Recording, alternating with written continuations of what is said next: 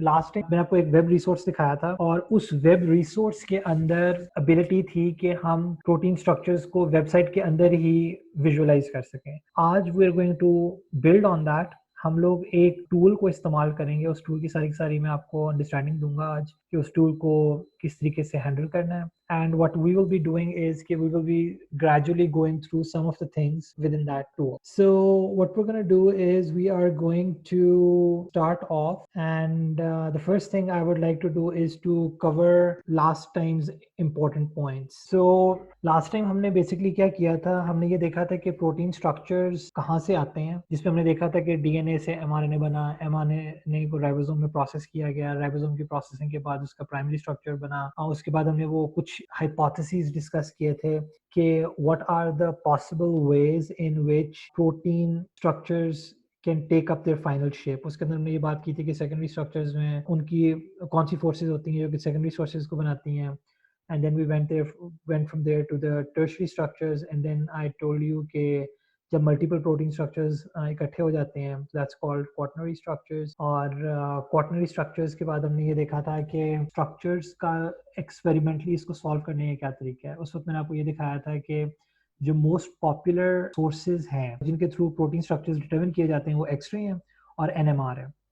इन दोनों मेथड्स को हमने ब्रीफली टच किया था। उसके बाद मैंने आपको कुछ रिसोर्सेज बताए थे जिनमें एक हमने यूरोपियन इनिशिएटिव और एक अमेरिकन इनिशिएटिव की बात की थी जहाँ पे लोग डेटा डिपॉजिट करते हैं। क्योंकि ये दोनों इंटरफेसेस जो हैं ये रिलेटिवली सिमिलर हैं, तो मैंने आपको फिर ये कहा था कि हम जो है सिर्फ कवर करेंगे अमेरिकन इनिशिएटिव, और अमेरिकन इनिशिएटिव के अंदर हमने आरसीएसवी की, मैंने आपको इंटरफेस के बारे में थोड़ा सा बताया था कि जब आप किसी भी स्ट्रक्चर को लुकअप करते हैं तो what are the kind of things that you come across. उसमें हमने समरी पेज देखा था, उसके अंदर मैंने आपको बताया था कि डेटा की क्वालिटी के बारे में नोट्स होते हैं, एसोसिएटेड पब्लिकेशंस होती हैं, ऑथर्स का नाम होता है, रिलीज डेट होती है। उसके बाद हमने क्या किया था कि हमने उस डेटा के साथ थोड़ा सा we played around with it. हमने देखा था कि डेटा जो है, अब ऑब्वियसली अगर एक प्रोटीन स्ट्रक्चर है तो उसके साथ एक अकम्पनिंग प्रोटीन सीक्वेंस भी होनी है। तो मैंने आपको कुछ इस तरह के पॉइंट्स बताए थे जहां पे आप क्लिक करके प्रोटीन की सीक्वेंस को एक्सट्रैक्ट कर सकते हैं। प्रोटीन की सीक्वेंस के साथ साथ हमने प्रोटीन के स्ट्रक्चर को विजुअलाइज किया था। उस वक्त मैंने आपको ये कहा था कि नेक्स्ट सेशन में मैं आपको एक डिटेल्ड टूल बताऊंगा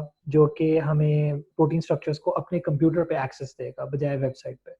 और उसको करने का मकसद ये है कि जो वेबसाइट वाला जो विजुअलाइजर है जिसके अंदर हम प्रोटीन स्ट्रक्चर्स को देख रहे हैं, वो विजुअलाइजर जो है वो लिमिटेड है, इट कांट डू एवरीथिंग। मैंने उस वक्त आपको रेकमेंड किया था दो टूल्स हैं, एक वीएमडी और एक पाइमोल। पाइमोल मैंने इसलिए रेकमेंड नहीं किया था क्योंकि वो लाइसेंस्ड है, वीएमडी उसके मुकाबले में फ्री है। तो what I am going to tell you people today is के how do we use VMD. तो एक तो मैंने बात ऑलरेडी कर दी कि ये फ्री है, ये स्लाइड्स अपलोड हो जाएंगी, इसके अंदर लिंक लगा हुआ है कि where can you go and download VMD. एक तो काम ये है you can open up the structure and you can rotate and transfer it and see के स्ट्रक्चर जो है वो किस तरह से परफॉर्म कर रहा है। और उसके बाद आप क्या कर सकते हैं कि you can go to the next step और आप डिफरेंट एनालिसिस जो है वो कर सकते हैं। आज हम मैंने 2-3 केस स्टडीज डिजाइन की हैं जिसके अंदर मैं आपको व्यूइंग के एस्पेक्ट्स भी बताऊंगा और एनालिसिस के एस्पेक्ट्स भी बताऊंगा। आज हम ज़्यादा कॉम्प्लिकेट नहीं करेंगे चीज़ों को, क्योंकि आज का फोकस जो है वो टूल की इंटरफेस से खुद को आगाह करना है। जो नेक्स्ट सेशन होगा उसके अंदर मैं आपको, क्योंकि लास्ट टाइम मुझे बस इस तरह के कुछ कमेंट्स आए थे कि ड्रग डिस्कवरी, डॉकिंग और इस तरह की चीज़ों को टच किया जाए, तो जो हमारा कल का सेशन होगा उसके अंदर मैं कुछ इस तरह की बातें आप लोगों को बताऊंगा जो कि इस तरह का डेटा प्रोड्यूस कर सकते हैं जहां से आपको प्रोटीन लिगेंड इंटरेक्शंस के बारे में पता लग सकता है। वो लिगेंड फिर ड्रग हो सकता है, वो लिगेंड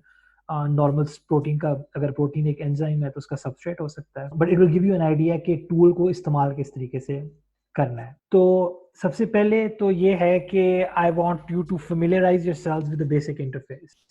तो उसके लिए अब जिस तरीके से मैं अपने कंप्यूटर पे काम करूंगा वो एग्जैक्टली सिमिलर नहीं है, क्योंकि I am using a different operating system. जो 3 पॉपुलर है उनमें एक मैक है, अगर आपके पास मैक है तो आप वही काम कर सकते हैं जो मैं इस वीडियो में रिकॉर्ड करूंगा। अगर आपके पास विंडोज है तो विंडोज के अंदर आप सिंपली जब इस टूल को इंस्टॉल करेंगे तो उसका एक आइकन क्रिएट हो जाएगा, आप उस पर डबल क्लिक करेंगे और टूल स्टार्ट हो जाएगा। अगर आप लिनक्स के ऊपर हैं, लिनक्स की कोई आप डिस्ट्रीब्यूशन इस्तेमाल कर रहे हैं जिसके अंदर यूबंटू आ सकता है, रेड हैट है, फेडोरा है, तो उसका तरीका बहुत इस तरह हो सकता है इस तरह मैं मैक में इस्तेमाल करूंगा। या आपके पास विंडोज वाला मेथड भी हो सकता है कि you can double click on an icon and it can start your program. ठीक है, वो डिपेंड करता है कि आप कौन सी डिस्ट्रीब्यूशन इस्तेमाल कर रहे हैं।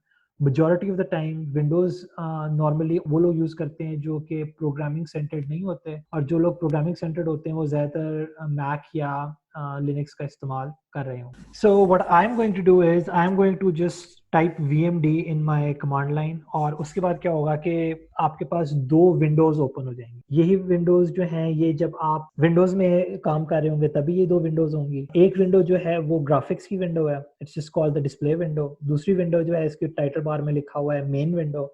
मेन विंडो के अंदर आपके पास एबिलिटी है स्ट्रक्चर के साथ इंटरैक्ट करने की। यहाँ से आप कमांड्स देंगे और जो कमांड्स जो हैं वो जब अपना काम पूरा कर देंगी तो जो रिजल्ट होगा वो आपको यहाँ पे डिस्प्ले विंडो के अंदर नज़र आ जाएगा। अब सबसे पहला काम जो हमने करना है स्लाइड्स के मुताबिक वो ये है कि आपने एक नया स्ट्रक्चर लोड किस तरह करना है। स्ट्रक्चर लोड करने का तरीका जो है वो लास्ट टाइम मैंने आप लोगों के साथ डिस्कस किया था कि आप लोग जाएंगे RCSP की वेबसाइट पे, वहाँ पे आपको पहले से ही पता होगा कि आपने कौन सा स्ट्रक्चर जो है वो सर्च करना। वो कोड आपको कहाँ से मिलेगा, वो लास्ट टाइम मैंने आपको बताया था कि वो कोड आपको जिस पब्लिकेशन को आप टारगेट कर रहे हैं उस पब्लिकेशन के अंदर या किसी भी पब्लिकेशन के अंदर जो कंपनी डेटा होता है उसके लिए एक प्रोटीन कोड जो है वो अवेलेबल हो। मिसाल के तौर पे हम 1HV4 सर्च करेंगे, 1HV4 के बाद ये पेज खुल जाएगा। इस पेज में मैं I will go to download file, I will select PDB format and then it will download a structure onto my computer. I have already done that. So what I will do is I will just go here, I will press file, I will press new molecule। आपके सामने एक molecule file browser की window खुलेगी। इसमें आप browse के button पे click करेंगे और आप उस लोकेशन पे जाएंगे जहाँ पे वो आपने डाउनलोड किया हुआ स्ट्रक्चर जो है वो सेव किया हुआ है। मैंने ऑलरेडी चूंकि सारा कुछ प्री प्लान किया हुआ है इसलिए I already know where it is 1HV4। क्योंकि ये स्ट्रक्चर मैंने थोड़ा सा मॉडिफाई किया आज के ट्यूटोरियल को ज़्यादा आसान बनाने के लिए, तो मैंने इसका नाम जो है वो चेंज कर दिया। I will just click open, उसके बाद आई विल क्लिक लोड। और क्या होगा कि अगर स्ट्रक्चर जो है वो सक्सेसफुली लोड हो जाए तो ग्राफिक्स की ये जो डिस्प्ले विंडो है इसके अंदर आपके सामने एक बेस जो स्ट्रक्चर की जो रिप्रेजेंटेशन है वो लोड हो जाएगी। अब यहाँ पे एक चीज़ याद रखने का है कि मैंने आपको लास्ट लेक्चर में ये बताया था कि जो PDB फॉर्मेट होता है उसके अंदर हर एटम के लिए 3 कोऑर्डिनेट्स दिए जाते हैं, एक x का, एक y का और एक z का।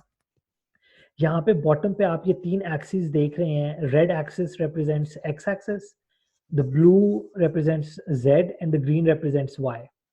ठीक है, तो ये 3 डायमेंशनल एक फ्रेम ऑफ रेफरेंस है आपका। ये सारे के सारे जो पॉइंट्स हैं इस स्ट्रक्चर के, जो एक्स वाई जेड कोऑर्डिनेट्स हैं वो उस पे बेस करते हैं।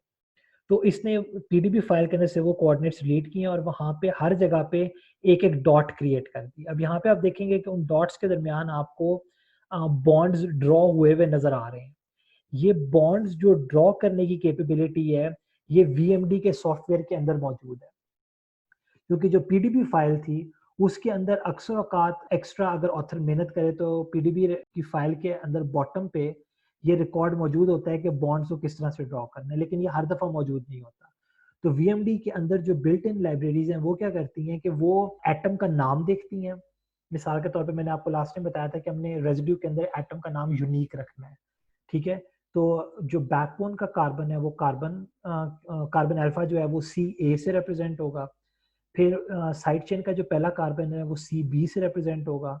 अब VMD की जो इंटरनल लाइब्रेरी है उसके अंदर इसको पता है कि CA और CB जो है एक ही रेजिड्यू के अंदर वो आपस में कनेक्ट होंगे। अब उसको ये किस तरह पता लगेगा कि एक रेजिड्यू है, इसके लिए मैंने आपको लास्ट टाइम बताया था कि हम रेजिड्यूज की नंबरिंग करते हैं। कि मैंने आपको दिखाया था आई थिंक 527 था वो रेजिड्यू नंबर जो हमारी स्लाइड्स के अंदर मौजूद था, और उस रेजिड्यू नंबर के अंदर ही जो CA होगा और जो CB होगा उनके दरमियान एक सिंगल बॉन्ड जो है वो ड्रॉ कर दिया जाए। तो ये तो वो बात हो गई कि लाइब्रेरी जो है वो किस तरीके से करती है। इसके अलावा लाइब्रेरी अक्सर ये भी करती है कि गलतियां भी क्रिएट करती है। गलतियां किस तरह क्रिएट करती है कि अगर आपके पास दो एटम्स एक खास हद से करीब आ जाएंगे तो VMD ऑटोमेटिकली उनके दरमियान अज्यूम करेगा कि एक बॉन्ड, और VMD क्या करेगा कि उनके दरमियान एक लाइन ड्रॉ कर देगा, लेकिन वो लाइन जो है वो असल में असल की रिप्रेजेंटेशन नहीं होगी। यहाँ पे भी जब आप केमिस्ट्री को पढ़ेंगे तो उसके अंदर ये अक्सर जो है किताबों के अंदर ये बात लिखी हुई होती है कि बॉन्ड जो होता है ये एक रियलिटी नहीं है। ये मैंने लास्ट टाइम भी आपको बताया था जब हम इलेक्ट्रॉन डेंसिटी मैप्स कैलकुलेट कर रहे थे कि आपके पास हर एटम के गिर्द एक इलेक्ट्रॉन डेंसिटी मौजूद होती है और उन इलेक्ट्रॉन डेंसिटी या इलेक्ट्रॉनिक क्लाउड्स के ओवरलैप की बेस के ऊपर आपका ये डिटरमिन होता है कि उन दोनों के दरमियान सिंगल बॉन्ड है, डबल बॉन्ड है, ट्रिपल बॉन्ड है या डिफ्यूज बॉन्ड है, क्या क्या किस तरह के इंटरेक्शन। तो ये डिटरमिन होता है उसके उनकी इलेक्ट्रॉनिक क्लाउड की कन्फिग्रेशन से। ठीक है, तो यहाँ पे भी वीएमडी ये अज्यूम करता है कि अगर दो चीज़ें ज़्यादा करीब आ जाएंगी तो दे मस्ट बी ओवरलैपिंग, और वो उनके दरमियान एक फेक बॉन्ड जो है वो क्रिएट कर देगा जो कि रियलिटी को रिप्रेजेंट नहीं करेगा। अब बिफोर मैं इस जो ग्राफिक्स है इनको चेंज करने लगूँ, मैं आपको यहाँ पे ये बताना चाहता हूँ कि जब मैंने स्ट्रक्चर लोड किया है तो ये लाइन इस ब्लैंक विंडो के अंदर लिखी हुई आ गई है। इसके अंदर कुछ चीज़ें जो हैं वो इंपॉर्टेंट हैं, वो अभी के लिए ज़रूरी हैं। उनमें एक तो मॉलिक्यूल का नाम है, ये वही फाइल का नाम होगा जो मैंने लोड किया है। उसके अलावा इस फाइल के अंदर जितने एटम्स होंगे उनकी तादाद यहाँ पे लिखी जाएगी। इसके अलावा क्या होगा कि अगर आपके पास एक से ज़्यादा मॉलिक्यूल्स आपने यहाँ पे लोड किए हों और उन सब के दरमियान फ़र्क करना हो तो आप ये आईडी का जो लेबल है ना वो इस्तेमाल करेंगे। पहले मॉलिक्यूल की आईडी 0 होगी, उसके बाद जैसे जैसे मैं आगे और लोड करता जाऊंगा उनकी आईडी 1 2 3 4 5 होती जाएगी। अगर आपके पास मल्टीपल मौजूद हैं और आपने किसी एक के ऊपर कोई ऑपरेशन अप्लाई करना है तो आप आईडी की बेस के ऊपर ये डिसाइड करेंगे कि आपने कौन से वाले के ऊपर कौन सा ऑपरेशन जो है वो इस्तेमाल करना है। वो एंड पे जाके अगर ज़रूरत पड़ी तो मैं आपको बताऊंगा। इसके अलावा यहाँ पे एक फ्रेम्स का जिक्र है। ये फ्रेम्स हम इन डेप्थ कल देखेंगे जब यहाँ पे आपके पास मोलेकुलर डायनामिक सिमुलेशन डेटा होता है। मोलेकुलर डायनामिक सिमुलेशन के अंदर क्या होता है कि एक ही प्रोटीन की डिफरेंट कॉन्फर्मेशंस जो कि वो डिफरेंट टाइम के ऊपर अपना रही है वो सेव हुई होती हैं। जिस चीज़ के अंदर वो सेव हुई होती है उस चीज़ को ट्रेजेक्ट्री कहा जाता है। और जब आप एक पीडीबी फाइल की बजाय एक ट्रेजेक्ट्री लोड करेंगे तो यहाँ पे जितने फ्रेम्स होंगे उस ट्रेजेक्ट्री के अंदर उनका नंबर आ जाएगा। एक पीडीबी फाइल के अंदर चूंकि एक प्रोटीन स्ट्रक्चर की एक हालत होती है इसलिए यहाँ पे एक फ्रेम जो है वो नजर आ रहा है। इसी के साथ साथ अगर आपके पास एनएमआर स्ट्रक्चर हो तो मैंने लास्ट टाइम बताया था कि प्रोटीन के जब क्रिस्टल के अंदर से आप प्रोटीन का स्ट्रक्चर मालूम करते हैं तो वो सारे के सारे क्रिस्टल जो हैं वो तकरीबन एक ही हालत के अंदर मौजूद होते हैं। इसीलिए हम एक डाइफ्रैक्शन पैटर्न से एक स्ट्रक्चर तक पहुंचते हैं। एनएमआर के अंदर मैंने आपको ये बताया था कि एनएमआर जो है वो सोल्यूशन स्टेट होता है। इसका मतलब वो ये होता है कि आपका जो प्रोटीन का जो बायोमोलिक्यूल है ये सॉल्वेंट के अंदर सस्पेंडेड है, डिसॉल्व हुआ हुआ है। ठीक है, व्हाट दैट मींस इज कि ये एक ही प्रोटीन की दो कॉपीज जो कि सोल्यूशन के अंदर मौजूद है उनकी जो आपस में कॉन्फर्मेशन है वो स्लाइटली डिफरेंट होंगी। और ये डिफरेंट क्यों होंगी? क्योंकि वो किसी हीट कंटेंट पे पड़ी हुई है, कोई टेम्परेचर है सिस्टम का। नॉर्मली एम्बिएंट टेम्परेचर होता है, ambient temperature is not absolute zero. Absolute zero के ऊपर क्या होगा कि प्रोटीन के अंदर कोई हरकत मौजूद नहीं होगी। अब चूंकि आपका टेम्परेचर जो है वो 28 से 30 डिग्री के दरमियान होता है, डिग्री सी के अंदर, तो उस टेम्परेचर के ऊपर एक हीट कंटेंट होगा सिस्टम का। और उस हीट कंटेंट के अंदर जरूरी नहीं है कि सारी की सारी प्रोटीन जो है वो एक ही हालत में मौजूद हो। तो अगर आप एक्सरे का स्ट्रक्चर लोड करेंगे यहाँ पे तो फ्रेम 1 आएगा, और अगर आप एनएमआर का स्ट्रक्चर लोड करेंगे तो फ्रेम 1 भी आ सकता है और एक से ज्यादा भी आ सकता है। वो डिपेंड करता है कि ऑथर ने जब डेटा डिपॉजिट किया है तो उसने कितने प्रोटीन स्ट्रक्चर्स एनएमआर में सॉल्व किए थे। वो मोस्टली 10 या 20 होते हैं, लेकिन ये कोई नंबर फिक्स नहीं है, ये कम ज्यादा भी हो सकते हैं। तो अगर यही स्ट्रक्चर आपने वहां से लोड किया होता एनएमआर से तो यहाँ पे आपको फ्रेम्स की हालत जो है वो एक से ज्यादा नजर आ रही होगी थी। अच्छा, अब यहाँ पे ये है कि हमने स्ट्रक्चर को लोड कर लिया है और स्ट्रक्चर को लोड करने के बाद मैंने अगली चीज़ आपको बतानी है। तो I am gonna take a 2 minute break, और इस 2 मिनट ब्रेक के अंदर मैं चैट विंडो की तरफ ध्यान दूंगा। अगर आप लोगों के पास कोई सवाल है तो please feel free to use this time putting your questions. और ज़रूरी नहीं है कि आप मेरी ब्रेक का इंतज़ार करें, आप ब्रेक से पहले भी अपने सवाल लिख सकते हैं, मैं ब्रेक के अंदर उनका आंसर जो है वो दे दूंगा। तो 2 मिनट्स पीपल, एनी क्वेश्चंस? आमना, आपको मेरी आवाज आती रही है पूरे सेशन में? जी आती रही है। जी अरूज, मोलेकुलर डायनामिक सिम्युलेशंस का डिटेल लेसन कल आएगा। आज मैंने उसका एक सरसरी तौर पे जिक्र किया था। मोलेकुलर डायनामिक सिम्युलेशंस एक ऐसा मेथड है, इसकी मिसाल मैं इस तरह दूंगा कि जब आपकी प्रोटीन एक सोल्यूशन में मौजूद है तो उस टाइम पे वो एक खास तरीके से, अब प्रोटीन जो है वो नॉर्मली हम अज्यूम करते हैं कि प्रोटीन जो है वो एंजाइम होता है, उसके अलावा भी हो सकती हैं, आपको सिग्नलिंग मॉलिक्यूल्स भी हो सकते हैं, कुछ भी हो सकता है, लेकिन हम अज्यूम करते हैं कि प्रोटीन है वो एक एंजाइम है, तो वो एंजाइम जो है वो किसी सबस्ट्रेट के ऊपर एक्ट करेगा। प्रोटीन भी यही काम करती है कि वो किसी सबस्ट्रेट को पकड़ेगा, उसको कैटाबॉलिक या एनाबॉलिक रिएक्शन होगा, उसको तोड़ेगा या दो चीज़ों को जोड़ सकता है। मिसाल के तौर पे एटीपी की सिंथेसिस जो होती है उसके अंदर एडीपी का जो मॉलिक्यूल होता है उसके ऊपर एक फॉस्फेट आके अटैच होता है। इसी तरीके से और बहुत सारे रिएक्शंस होते हैं जिसके अंदर बड़ी चीजों को तोड़कर छोटा किया जाता है। What ever the case is, protein जब एक सोल्यूशन स्टेट के अंदर होती है तो वो एक खास अमल जो है वो दोहरा रही होती है। तो जब वो अमल वो कर रही है तो ये तो आपके पास एक जार है, ये एक बीकर है, उसके अंदर वो एक्सपेरिमेंट जो है वो हो रहा है, लेकिन आपको वो नजर नहीं आ रहा। तो आप क्या करते हैं कि आप वही जो एक्सपेरिमेंट जो जार के अंदर हो रहा है वो आप कंप्यूटर में रेप्लिकेट करने की कोशिश करते हैं। इस प्रोसेस को सिमुलेशन कहा जाता है। अब ये सिमुलेशन जो है ये एक स्प्रिंग की भी हो सकती है, जिसके साथ आप एक छोटा सा वेट लटका दें, वेट को आप हल्का सा डिस्टर्ब करें तो स्प्रिंग जो है वो ऑसिलेट करेगा। ये भी एक सिमुलेशन हम क्रिएट कर सकते हैं। मोलेक्युलर डायनामिक सिमुलेशन से मतलब ये है कि आप मॉलिक्यूल्स की हरकत को कंप्यूटर में सिमुलेट कर रहे हैं, और वो करने का हमें फायदा ये होगा कि जब आप एक मॉलिक्यूल जो कि एक प्रोटीन, एक बायोमॉलिक्यूल है ना, आप एक प्रोटीन को पकड़ के जब उसकी हरकत को कंप्यूटर में सिमुलेट करेंगे तो आपको पता लगेगा कि प्रोटीन अपना जो भी काम कर रही है वो कैसे कर रही है। इससे हमें मिसाल के तौर पे एक मैं चीज जिक्र करता चलूं, हर प्रोटीन के अंदर कुछ अमीनो एसिड्स इस तरह के होते हैं जो कि एक्टिव होते हैं। सारे जो अमीनो एसिड्स हैं वो प्रोटीन की शेप देने में तो काम आते हैं, लेकिन जो एक्टिव साइट होती है प्रोटीन की उसके ऊपर 8, 10, 12, 15 अमीनो एसिड ही होते हैं जो कि एक्टिव नेचर है प्रोटीन की, उसको अचीव करने में प्रोटीन की मदद करते हैं। अब अगर उन 12-15 अमीनो एसिड में से कोई अमीनो एसिड चेंज हो जाए तो क्या होगा कि प्रोटीन का जो असर करने का तरीका है वो तब्दील हो जाएगा। और हम ये चीज जो है ये मालूम कर सकते हैं by looking at the molecular dynamic simulations. एक दफा आप प्रोटीन की जो नॉर्मल प्रोटीन है उससे अपना सिमुलेशन रन करें, दूसरे केस में प्रोटीन में एक अमीनो एसिड जो है उसको म्यूटेट कर दें और फिर रन करें। अब आपके पास दो पॉइंट्स ऑफ कंपैरिजन है कि वाइल्ड टाइप ने कैसे असर किया है और म्यूटेंट ने कैसे असर किया है, और आप दोनों में फर्क कर सकती हैं। और उसकी बेस के ऊपर आगे जाके फिर हम लोग ड्रग्स डिजाइन करते हैं कि अगर प्रोटीन खराब है तो उसको ठीक किस तरह किया जा सकता है। उसके आगे फिर एक नया चैप्टर खुल जाएगा तो उसको हम अभी डिस्कस नहीं करेंगे। आई होप अरूज के आपको आपकी मोलेक्युलर डायनामिक सिमुलेशंस क्या होती हैं इसका जवाब जो है वो मिल गया होगा। इसके बाद अगला क्वेश्चन जो था वो था, थैंक यू अरूज। सो इसके बाद है can we replace amino acid in the structure through VMD. इसका जवाब मैंने इस लेक्शन के एंड पे देना था कि, लेकिन मैं चले अभी बता देता हूँ।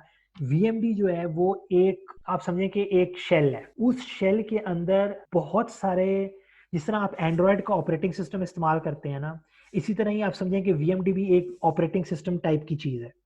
जिस तरह आप एंड्रॉयड के फ़ोन के अंदर या एंड्रॉयड के ऑपरेटिंग सिस्टम के अंदर आप मुख्तलिफ ऐप्स इंस्टॉल करते हैं और हर ऐप जो है वो आपको डिफरेंट कैपेबिलिटी देती है, इसी तरह ही वीएमडी और इस तरह के बेइंतहा सॉफ्टवेयर जो हैं इनके अंदर आने वाली ऐप्स का नाम जो होता है वो प्लग इन होता है। तो आपके पास बेइंतहा प्लग इन्स अवेलेबल हैं जो कि आप इंस्टॉल कर सकते हैं। तो मुझे आई थिंक इस चीज़ को जो आप करने की कोशिश कर रहे हैं इसको म्यूटाजेनेसिस कहते हैं, और इसको करने के लिए दुनिया में किसी न किसी रिसर्च ग्रुप ने प्लगइन बनाया हुआ होगा। तो आप वो प्लगइन लें और वो प्लगइन आपके साथ इसके साथ अटैच करें तो आप इसको म्यूटेट जो है वो कर सकते। ठीक है, आई होप के दैट आंसर्स योर क्वेश्चन शबक। वीएमडी के अलावा और बहुत सारे तरीके हैं, आपको जरूरी नहीं कि वीएमडी इस्तेमाल करना पड़े।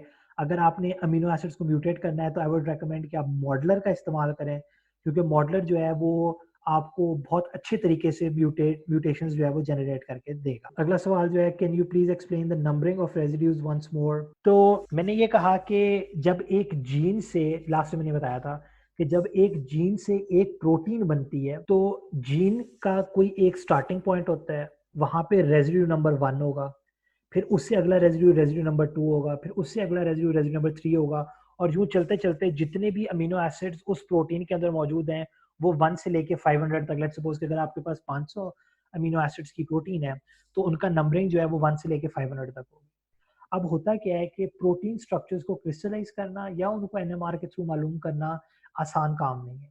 तो एक्सपेरिमेंटल बायोलॉजिस्ट क्या करते हैं कि बजाय इसके कि वो पूरी की पूरी प्रोटीन का स्ट्रक्चर सॉल्व करें, वो क्या करते हैं कि वो अपना ध्यान डोमेन्स पे डालते हैं।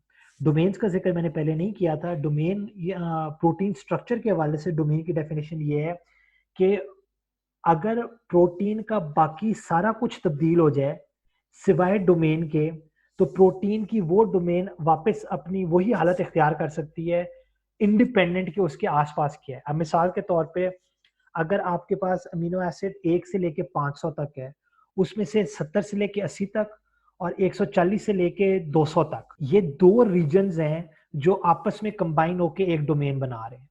तो बाकी 500 रेजिड्यूज में से अगर आप ये 70 रेजिड्यूज माइनस कर दें, तो जो 430 रेजिड्यूज हैं वो जो मर्जी हो जाएं। ये वाले रेजिड्यूज जो हैं ये अगर सेम रह रहे हैं तो क्या होगा कि आपकी प्रोटीन की जो शक्ल है वो वही आएगी जो पहले आती है। नॉर्मली क्या होता है कि ये जो रीजन होता है ये कंटिन्यूअस होता है। मैंने तो जो आपको एग्जांपल दी उसमें से 70 से लेके 80 तक अलग था और 140 से लेके 200 तक अलग था। लेकिन अगर आप 140 से लेकर 200 तक का रीजन देखें तो ये एक कंटिन्यूअस रीजन है। अब होगा क्या कि ऑथर जो है वो सिर्फ 140 से लेकर 200 तक अमीनो एसिड जो हैं उनका स्ट्रक्चर सॉल्व करेगा और बाकी अमीनो एसिड को भूल जाएगा। इस नतीजे में जो आने वाला स्ट्रक्चर है उसके अंदर जो अमीनो एसिड्स की जो नंबरिंग है वो स्टार्ट होगी 140 से, क्योंकि जो ऑथर है उसने उससे पहले वाला स्ट्रक्चर सॉल्व नहीं किया, और 140 से लेके आगे वो 200 तक जाएगा और 200 के बाद वाले भी उसके अंदर मिसिंग होंगे। तो रेजिड्यूज की नंबरिंग जो मैंने लास्ट में आपको मैंने छोटा सा एक वो खाका दिखाया था एक पीडीबी स्ट्रक्चर का, उसके अंदर हमारे पास एक अमीनो एसिड का नंबर जो है वो 527 था if I am not wrong. तो उससे ऊपर वो 1 से लेके 526 तक आए होंगे और नीचे 528 से लेके नीचे जहां तक उन्होंने जाना होगा वो जाएंगे। तो लास्ट टाइम मैंने इसका जिक्र किया था। आई होप के सना आपका ये क्वेश्चन जो है ये आंसर हो गया हो। शफक आपने ये कहा है to see their effect on structure. I don't know. Oh अच्छा, आपका पिछला सवाल ये था could we replace amino acids in the structure through VMD to see their effect on structure. Yes you can if you install a plugin, लेकिन आप वो करें म्यूटाजेनेसिस करने का तरीके के लिए आपके पास मॉडलर है, मॉडलर को इस्तेमाल करें। उसके अलावा और भी बहुत सारे टूल्स हैं। तो जहाँ पे बात आती है कि उनका अफेक्ट ऑन स्ट्रक्चर, उसके लिए आपको जो मैं पहले एक्सप्लेन कर रहा था मोलेकुलर डायनामिक सिमुलेशंस करनी पड़ेंगी, क्योंकि सिंपल एक स्टैटिक हालत में एक प्रोटीन के अंदर एक चेंज कर देने से आपने क्या किया कि आपने एज्यूम किया कि इस चेंज से पहले और इस चेंज के बाद स्ट्रक्चर पूरा का पूरा वही रहा है। ये आपकी अजम्पशन है। ये जरूरी नहीं है कि ये ठीक हो या गलत हो। तो इसके लिए हम अमीनो एसिड को प्रोटीन की हम मोलेकुलर डायनामिक सिमुलेशंस करते हैं। इसके अलावा मोंटी कार्लो भी होता है, वो अगर कभी मौका मिला टॉपिक आया तो मैं उसको भी एक्सप्लेन करूंगा। लेकिन वो सिमुलेशंस जरूरी होती हैं to be able to understand कि उनका अफेक्ट क्या है structure. What I'm going to do now is I'm going to spend a few more minutes and we're going to look at कि जो हमारी नॉर्मली जब आप कोई भी प्रोटीन स्ट्रक्चर विजुअलाइजर को इस्तेमाल करते हैं तो आपका मकसद ये होता है कि आपने इसके अंदर से एक तस्वीर बनानी है, और उस तस्वीर के लिए ये ज़रूरी है कि जो बैकग्राउंड है वो वाइट होना चाहिए। ठीक है, ब्लैक बैकग्राउंड के साथ आप इसको पेपर में पब्लिश नहीं कर सकते। बेसिकली जो चीज़ भी आपके सामने है इसका कंट्रोल कहीं ना कहीं मौजूद है। मैं आपको इस कलर चेंज करने की एग्जांपल से ये बताना चाहता हूँ कि आप क्या क्या कुछ कर सकते हैं। मिसाल के तौर पे आप ग्राफिक्स की टैब के अंदर जाएंगे, इसके अंदर ये कलर्स की टैब बनी हुई है, कलर्स पे क्लिक करेंगे। अब आपके पास कलर्स कंट्रोल का पैनल खुलेगा, इसके अंदर कैटेगरीज है। आपने कैटेगरी जो चूज करनी है वो डिस्प्ले विंडो की है, तो आप डिस्प्ले पे क्लिक करेंगे। अब आपने डिस्प्ले के अंदर बैकग्राउंड का कलर चेंज करना है, वो आप बैकग्राउंड क्लिक करेंगे। उसके बाद अब ये जो पैनल आएगा इसके अंदर बहुत सारी ऑप्शंस हैं। आप आइस ब्लू कर सकते हैं, आप इसका कलर मेव कर सकते हैं, लाइम कर सकते हैं, पर्पल कर सकते हैं। ये करने की जरूरत नहीं है, बेसिकली बताना मकसद वाइट है। आपने वाइट कर देना है। वाइट करने के बाद आप इस विंडो को बंद कर देंगे और फिर आप सारा का सारा काम अपना इस विंडो के अंदर कर सकते। तो ये तो एक बहुत ही सिंपल सा अमल है। पब्लिकेशन क्वालिटी फिगर्स बनाते हैं, उन फिगर्स को बनाने के लिए ये पहला स्टेप था। अब हम क्या करेंगे कि हम नेक्स्ट स्टेज पे आएंगे, और नेक्स्ट स्टेज पे आके मैं आपको ये बताऊंगा कि आप इस प्रोटीन के अंदर जो सॉलिड लाइंस लगी हुई हैं ये एक बहुत ही डेंस तस्वीर पेश कर रही है जिसमें मुझे कुछ समझ नहीं आ रहा कि क्या हो रहा है। इसके बरक्स अगर हम गूगल पे सर्च करें, इमेजेस पे जाएं, तो इमेजेस जो हैं वो हमें इस तरह का नहीं मिल रहा जो यहाँ पे ड्रॉ हो रहा है। मिसाल के तौर पे ये वाला जो इमेज है ये काफी खूबसूरत है कंपेयर टू वो चीज जो हमें नजर आ रही। तो हमें क्या करना है कि हमने अपनी जो विजुअलाइजेशन है उसको इम्प्रूव करना है। और इसको इम्प्रूव करने के लिए आप क्या करेंगे कि आप दोबारा ग्राफिक्स में जाएंगे। ग्राफिक्स के अंदर पहली टैब है रिप्रेजेंटेशंस की, इस पे क्लिक करेंगे। इस पे क्लिक करने के बाद आपके पास एक नया कंट्रोल पैनल खुलेगा। इस कंट्रोल पैनल में आप थोड़ा सा हमने टाइम लगाना है और इसको समझना है। सबसे पहले चीज तो ये आएगी कि ये वो मॉलिक्यूल है जिसके ऊपर जो भी आप काम करेंगे वो असरअंदाज होगा। अब यहाँ पे मैंने पहले आपको बताया कि आप आईडी से चूज करते हैं, तो यहाँ पे आईडी 0 है और मॉलिक्यूल का नाम ये है और वही यहाँ पे लिखी हुई आ रही है। अगर मैंने यहाँ पे मल्टीपल लोड किए हुए होते तो मैं यहाँ से ड्रॉप डाउन पे क्लिक करके और मल्टीपल में से कोई भी एक सिलेक्ट कर सकता था। ये तो पहला बॉक्स हो गया। इस बॉक्स के बाद ये दो बॉक्सेस हैं, इनको मैं थोड़ी देर में आके समझाता हूँ। इसके बाद नीचे ये जो व्हाइट बॉक्स है इसके अंदर एक लाइन ऑलरेडी लिखी हुई है और ये लिखी हुई है कि आपने लाइंस के स्टाइल के अंदर सिलेक्शन हर चीज जो है वो ड्रॉ की हुई है। लाइंस का स्टाइल ये है जो आपको यहाँ पे नजर आ रहा है। अब आप क्या कर सकते हैं कि आप इस लाइंस के स्टाइल को चेंज कर सकते हैं। लाइंस का स्टाइल चेंज करने के लिए आपको यहाँ बॉटम पे आके ड्राइंग मेथड के अंदर जाना पड़ेगा और ड्राइंग मेथड के अंदर आप देखेंगे कि लाइंस ऑलरेडी सिलेक्ट हुआ हुआ है। इसको आप चेंज करके आप मुख्तलिफ शक्लें जो हैं वो दे सकते हैं। इनमें कुछ शक्लें इस तरह की होंगी जो आपको अच्छी लगेंगी। जो शक्ल अभी हम गूगल की सर्च पे देख रहे थे वो शक्ल कहलाती है न्यू कार्टून और वो हम यहाँ पे करेंगे तो आपके पास न्यू कार्टून की फॉर्म के अंदर आपका स्ट्रक्चर जो है वो ड्रॉ हुआ हुआ आपको नजर आ जाए। ये एक बहुत ही सिंपल सा एक उसको हैंडल करने का तरीका था।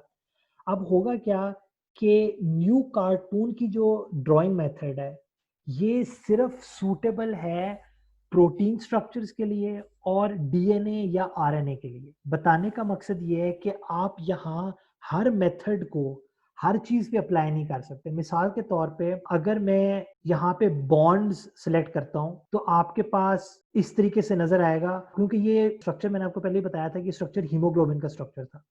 हीमोग्लोबिन के स्ट्रक्चर के अंदर एक कोफैक्टर मौजूद होता है, उस कोफैक्टर को हीम कहा जाता है और हीम का रिंग यहाँ पे आपको नजर आ रहा है। अगर मैं यहाँ पे ही इस चीज पे नजर रखिएगा, ये वाला जो रिंग है जहाँ पे मैं अपना माउस जो है वो अभी फ्लोट कर रहा हूँ, जब मैं बॉन्ड्स के चेंज करके इसको न्यू कार्टून पे लेके जाऊंगा तो ये वाली जगह कंप्लीटली खाली हो गई है। इसका बेसिकली रीजन ये है कि न्यू कार्टून, जैसे मैंने आपको ये बताया, ये सिर्फ प्रोटीन को समझता है और डीएनए और आरएनए को समझता है। कोफैक्टर प्रोटीन नहीं है, यानी कि वो अमीनो एसिड्स या न्यूक्लियोटाइड्स का नहीं बना हुआ, इसलिए ये रिप्रेजेंटेशन उस पर असरअंदाज नहीं हो। अब आप क्या कर रहे हैं कि आपकी जो सिलेक्शन है यहाँ पे ऊपर वो लिखी हुई आ रही है कि आपने हर चीज को न्यू कार्टून की शक्ल दे दी है और हर चीज से मुराद क्या है कि आपका यहाँ पे जो लफ्ज है वो ऑल लिखा हुआ है। अब इस ऑल के लफ्ज को आप तब्दील कर सकते हैं।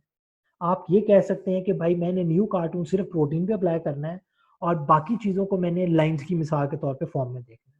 अब यहाँ पे इस चीज को चेंज करने का क्या तरीका है कि आप ये सिलेक्टेड एटम्स के बॉक्स के अंदर आके यहाँ पे आप ऑल जो है उसको मिटा सकते हैं। अब इस ऑल की बजाय यहाँ पे मजीद अल्फाज जो हैं वो लिखे जा सकते हैं। अब वो अल्फाज शुरू में पता लगाने बहुत मुश्किल होते हैं, उसके लिए यूजर मैनुअल जो है मैंने स्लाइड्स के अंदर डाला हुआ है। लेकिन उसका एक आसान तरीका क्या है कि आप ये जो सिलेक्शंस की जो टैब बनी हुई है इसके अंदर आए।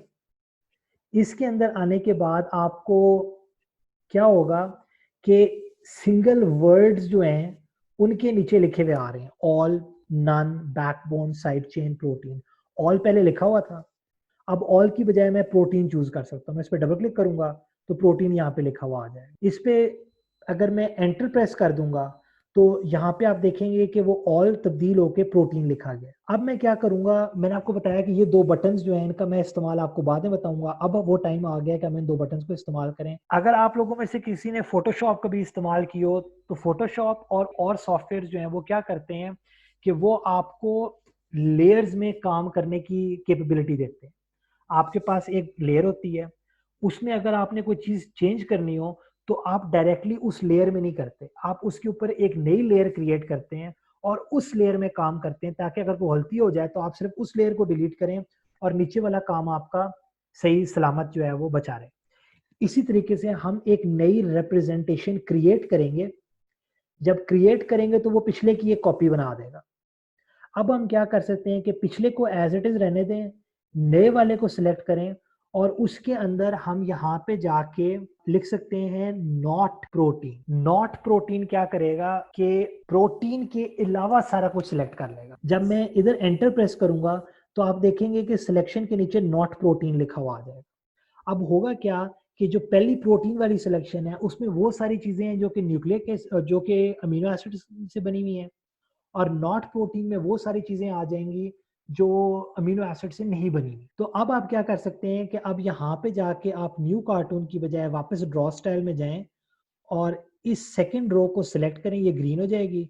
वापस न्यू कार्टून में आए और अब यहाँ से आप वापस जाके लाइंस या लाइन सेलेक्ट कर सकते हैं और देखेंगे कि एक बहुत ही धीमे अंदाज में ये यहाँ पे बना हुआ आ गया है। लाइंस हमें नहीं चाहिए, हमें लिकरिश चाहिए। अब ये चीज इस तरह की है जो कि आप पेपर में पब्लिश कर सकते हैं। तो यहाँ पे मैंने जिस तरह आपको पहले बताया कि आप सिंगल वर्ड्स के थ्रू यहाँ पे अपनी सिलेक्शन को चेंज कर सकते हैं। आप क्या कर सकते हैं, नन कर सकते हैं, बैकबोन कर सकते हैं। बैकबोन प्रोटीन और डीएनए पे अप्लाई होगी। अगेन साइड चेन सिर्फ प्रोटीन की होती है। आई डोंट नो कि ये डीएनए पे अप्लाई हो सकती है या नहीं हो सकती, लेकिन प्रोटीन इस पे होगी। न्यूक्लिक प्रोटीन पे अप्लाई नहीं होगा, न्यूक्लिक जो है वो डीएनए आरएनए पे अप्लाई होगा। अगर आपके पास वाटर मॉलिक्यूल्स हैं तो ये कुछ शॉर्टकट हैं कि जो बहुत कॉमन चीजें सिस्टम्स के अंदर आती हैं वो यहाँ पे आप उनको सिलेक्ट जो है वो कर सकते हैं। इसी तरीके आपके पास और भी बहुत सारी चीजें हैं, उनको आप जो है वो कर सकते हैं। नॉट का लफ्ज जो है वो यहाँ पे लिखा हुआ भी था, आप इसको प्रेस भी कर सकते हैं। इसको प्रेस करेंगे तो ऊपर सिलेक्टेड एटम्स वाली विंडो के अंदर वो लिखा हुआ आ जाएगा, लेकिन हमने उसको मैनुअली टाइप कर लिया था तो एक ही बात है। मैं एक और चीज बताना चाहता हूँ, वो यही है कि यहाँ पे जब आपने जो एक रिप्रेजेंटेशन क्रिएट कर ली है, अब यहाँ पे आप देखेंगे कि ये जो अल्फा हेलिसेस हैं ये सारे के सारे जो हैं ये सायन कलर के हैं। आप ये डिफॉल्ट कलर है, ठीक है। आप इस कलर को तब्दील कर सकते हैं। आप वो चीज सेलेक्ट करें जिसका आपने रंग रखना है, रंग चेंज करना है। वो सेलेक्ट करने के बाद आप कलरिंग मेथड में जाएं।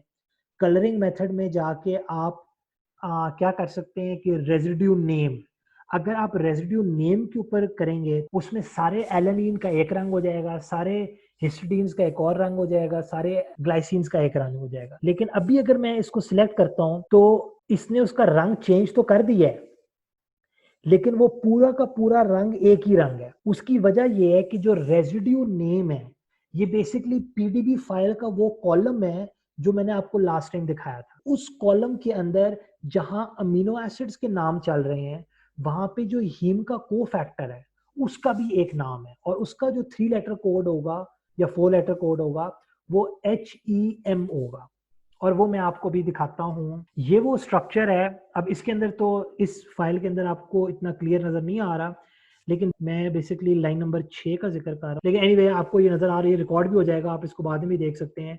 लाइन नंबर 6 पे अगर हम गौर करें तो इस पे पहला लफ्ज जो है वो एटम का है, फिर नंबर है 5, फिर एटम की टाइप है, फिर 3 लेटर कोड है VAL amino acid code represent कर रहा है। अब अगर हम बॉटम पे आ जाएं इसके, तो बॉटम पे आके हम लोग देखेंगे कि जहाँ पे अमीनो एसिड की चेन खत्म हो रही है, जहाँ पे प्रोटीन चेन खत्म हो रही है, उसके एंड पे यहाँ से तकरीबन यहाँ से नीचे यहाँ पे आप देखेंगे कि आर्जिनिन ARG के बाद HEM स्टार्ट हो गया।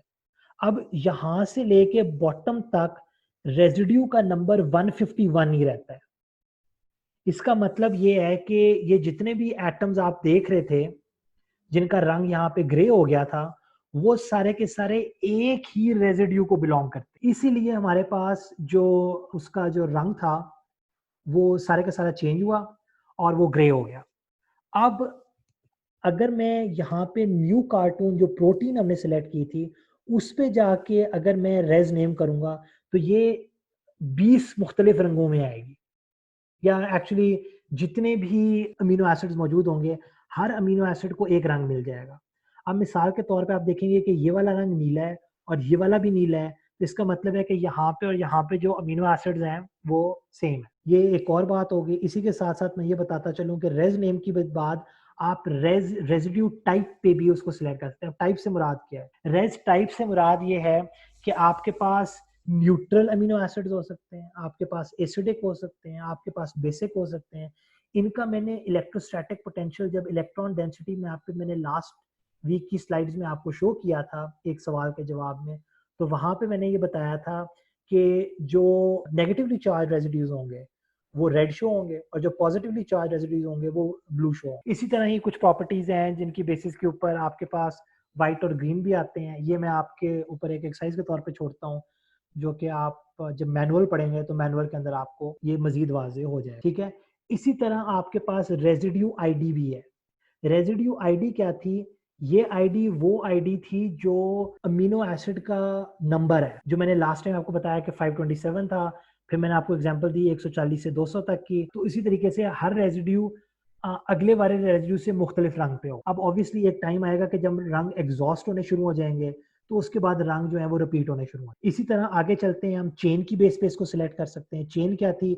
ये पूरी की पूरी एक ही चेन है, तो जब मैं चेन करूंगा तो सारी की सारी चेन का रंग एक हो जाएगा। इसके अलावा और बहुत सारी चीजें हैं। मिसाल के तौर पे मैंने आपको लास्ट टाइम बताया था कि बीटा फैक्टर और ऑक्यूपेंसी एक चीज होती है, उनके अंदर जो वैल्यूज हैं उनकी बेसिस के ऊपर इसका रंग हो सकता है। ऑक्यूपेंसी चूंकि नॉर्मली सबकी 1 होती है, इसलिए वो रंग सारों का 1 एक ही रंग आएगा, लेकिन बीटा फैक्टर की वैल्यू चूंकि डिफरेंट होती है, इसलिए उनकी बेसिस पे यहाँ पे जो हीट मैप शो होगा वो मुख्तलिफ हो जाए। अब मिसाल के तौर पे यहाँ पे अक्सर ये होता है कि आपको अपनी मर्जी का रंग रखना है, तो आप क्या कर सकते हैं कि कलर आईडी पे आ सकते हैं। कलर आईडी पे जब आप आएंगे तो आपके पास यहाँ पे एक नई विंडो ओपन होगी। इस विंडो में डिफॉल्ट रंग 0 लिखा हुआ है, जिसकी वजह से ये सब ब्लू हो गया है। इस पे आप क्लिक करेंगे, मैं रंग येलो सेलेक्ट कर सकता हूँ तो ये येलो हो जाएगा। मैं रंग मेव सेलेक्ट कर सकता हूँ तो ये मेव हो जाएगा। सायन जो डिफॉल्ट रंग था वो नंबर 10 पे आता है। और इसी तरीके से मैं अपनी मर्जी के रंग जो यहाँ पे दिए गए हैं उनको सिलेक्ट कर सकता हूँ। अब मैं एक दफ़ा स्लाइड्स पे दोबारा देख लूँ। इसके अलावा मैंने आपको सिलेक्शन से भी आगाह किया था। मिसाल के तौर पे यहाँ पे आपने सिर्फ बैकबोन शो करनी है। जब मैं ऑल लिखता हूँ और मैं न्यू कार्टून से इसको लाइंस पे लेके जाता हूँ, तो आप देखेंगे, इसको हम मिटा देते हैं, आप देखेंगे कि यहाँ पे बेइंतहा एटम्स जो हैं जो कि साइड चेन्स हैं वो भी शो हो रही हैं। अगर मैं यहाँ पे ऑल की बजाय सिर्फ बैकबोन लिख दूँ तो आप देखेंगे कि थोड़ी सी थिनिंग हो गई है, आपका सिस्टम उतना डेंस नहीं रहा। ये ऑल के साथ था और अब मैं लिखूंगा बैकबोन। तो जब मैं बैकबोन पे एंटर प्रेस करूंगा, अपनी स्क्रीन पे ध्यान दीजिएगा, जो साइड चेन्स हैं वो मिटा दी गई हैं और सिर्फ आपके पास बैकबोन जो है वो नजर आ रही है। इसको देखने का एक और तरीका है कि मैं यहाँ पे जाके दोबारा क्रिएट रिप्रेजेंटेशन पे क्लिक करूँ, लाइंस पे जाऊँ, लाइंस पे जाने के बाद मैं यहाँ पे ट्यूब की रिप्रेजेंटेशन है या ट्रेस की, इन दोनों में से कोई भी एक मैं यूज कर दूँ। तो ये बेसिकली उस बैकबोन के ऊपर जो एटम्स नजर आ रहे हैं उनके ऊपर एक ट्रेस बनाता हुआ सामने आ जाए। अब यहीं पे अगर मैं ये चाहता हूँ कि बैकबोन के एटम्स लाइन के तौर पे नजर आए, लेकिन साइड चेन के एटम्स जो हैं वो मुख्तलिफ तरीके से नजर आए, तो मैं क्या करूंगा कि मैं एक नई रिप्रेजेंटेशन बनाऊंगा, उसमें मैं साइड चेन को सिलेक्ट करूंगा और मैं ट्रेस की बजाय यहाँ पे जाके वैंडरवाल स्फीयर बना दूंगा। एक्चुअली ये बहुत बड़े हो गए हैं, इन स्फीयर का हम जो रेडियस है वो छोटा कर सकते हैं। अगर हम इनका रेडियस छोटा करते हैं तो आप देखेंगे कि इन सारे स्फीयर में से कोई स्फीयर भी ऐसा नहीं है जो कि ट्यूब के ऊपर आ रहा हो। ये सारे के सारे स्फीयर जो हैं ये ट्यूब से हट कर हैं, क्योंकि ऑब्वियसली ट्यूब जो है वो बैकबोन को ट्रेस कर रही थी। ये जो बॉल्स हैं ये बेसिकली जो साइड चेन के एटम्स हैं उनको रिप्रेजेंट कर रहे हैं। अब ये आप पे डिपेंड करता है कि आप इसको किस तरीके से हैंडल करके अपनी फाइनल फिगर या अपना फाइनल एनालिसिस जो है वो करना चाहते हैं। सिलेक्शन लैंग्वेज पे अगर आपने मजीद देखना हो तो उसके लिए आप जो है वो ये लिंक दिया हुआ है, इस लिंक पे क्लिक कर सकते हैं। ये लिंक आपको लेके जाएगा जी। तो इसके अंदर आपको वो बता रहा है कि आप एटम के नाम से उसको सिलेक्ट कर सकते हैं। जिस तरह आपको पता है कि सी का एटम जो है वो बैकबोन में जो अल्फा कार्बन होता है उसके लिए इस्तेमाल होता है। इसी तरह आप रेजिड्यू आईडी की बेस पे सिलेक्ट कर सकते हैं। मिसाल के तौर पे आपका रेजिड्यू नंबर आपने अगर 527 सिलेक्ट करना है तो आप सिंपल लिखेंगे रेज आईडी 527। फिर आप क्या कर सकते हैं कि आप दो कॉम्बिनेशन को मिक्स कर सकते हैं। मिसाल के तौर पे अगर ये जो चीज मैंने हाईलाइट की है अगर आप ये लिखते हैं तो क्या होगा कि ये सिर्फ एलेनीन्स के सिर्फ अल्फा कार्बन को शो करेगा। बैकबोन नॉट प्रोटीन, प्रोटीन, इस तरह ये सारी चीजें इस तरह की हैं जो कि आपको आज के सेशन में सब चीजें तो नहीं बताई जा सकती, लेकिन इसका लिंक मैंने आपको दे दिया है। आप इसके साथ थोड़ा सा जरा खेलें and hopefully it won't be too difficult and you will be able to figure it out. अगर कोई चीज आपको प्रॉब्लम करती है तो feel free to get in touch and I will be happy to help you in any way I can. तो अभी मैं 2-3 मिनट की ब्रेक लूंगा. I will look at the chat session and we will see कि अगर chat के अंदर आप लोगों के कोई questions हैं तो please feel free to ask. अभी तक कोई question नहीं आया हुआ. अगर कोई सवाल है तो please feel free to ask. ये सारी की सारी चीज़ें जो मैं अभी वीडियो के अंदर रिकॉर्ड भी कर रहा हूँ, ये सारी की सारी चीज़ें पहली दफ़ा थोड़ी सी ओवरवेलमिंग लग सकती हैं, लेकिन इन सब को करना ज़रूरी है. और आपको यहाँ पे मकसद ये नहीं है कि आपको हर चीज़ एग्जैक्टली समझ आए. आपको सिर्फ ये चीज़ ज़रूरत है कि आपके माइंड में एक चीज़ रह जाए कि इस वीडियो के अंदर कहीं पे ये हिंट था कि चीज़ों का कलर किस तरह चेंज कर या चीज़ों की रिप्रेजेंटेशन किस तरह चेंज करनी है. So I have a question from Aiza कि how can we differentiate chains of quaternary structure. तो यहाँ पे जो मैंने जो स्ट्रक्चर लिया हुआ है, इस स्ट्रक्चर के अंदर मैंने जानबूझ के सिर्फ एक चेन ली थी ताकि कोई कंफ्यूजन जो है वो क्रिएट ना हो. मैं अभी एक डेमोन्स्ट्रेशन के तौर पे एक नया स्ट्रक्चर दोबारा डाउनलोड करने लगा हूँ जो कि मल्टी चेन है, और उसके अंदर जाके मैं आपको ये दिखा दूंगा कि उसमें कलर किस तरह सेलेक्ट किया जाता है. शफक कह रही है कि उन्होंने रासमोल इस्तेमाल किया था. रासमोल काफ़ी सिंपल है. तो शफक मैं आपको यहाँ पे ये बताता चलूँ कि VMD जो है उसमें ये जो चीज़ें मैं आपको करने की कैपेबिलिटी बता रहा हूँ, ये VMD का बेसिक मकसद नहीं है. VMD का बेसिक मकसद है कि आपने एनालिसिस करना है, जिस पे मैं अभी अगले सेशन के अंदर जो मैं अभी करवाने लगा हूँ उस पे मैं आऊँगा. रासमोल जो है आपको उस तरह का एनालिसिस करने की कैपेबिलिटी नहीं देता. रासमोल जो है वो सिर्फ एक विजुअलाइजर है, नॉट अ एनालाइजर. VMD जो है वो एनालाइज भी करता है, और एनालाइज करने के बाद आप अपने स्ट्रक्चर को इस तरह की शक्ल दे सकते हैं जो कि आप पब्लिकेशन के तौर पे फिर इस्तेमाल करेंगे, और मैं उस पर अभी आता हूँ. तो जी आपका सवाल दुरुस्त है. अगर आप सिंपल काम करना चाहती हैं, सिर्फ चेन्स का रंग वगैरह तब्दील करना है, तो please feel free to use RasMol.